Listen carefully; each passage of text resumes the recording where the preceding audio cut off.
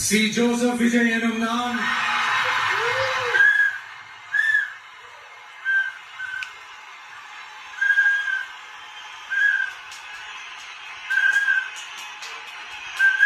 சட்டப்படி அமைக்கப்பட்ட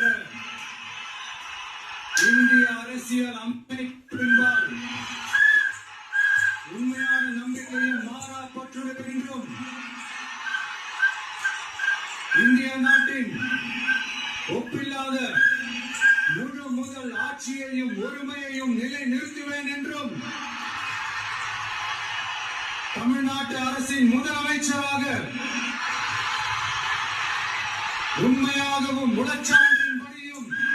என் கடமைகளை நிறைவேற்றுவேன் என்றும் அரசியல் அமைப்பிற்கும் சட்டத்திற்கும் இணங்க அச்சமும் ஒருதலை சார்பும் இன்றி விருப்பு வெறுப்பை விலக்கி மக்கள் அனைவருக்கும் நேர்மை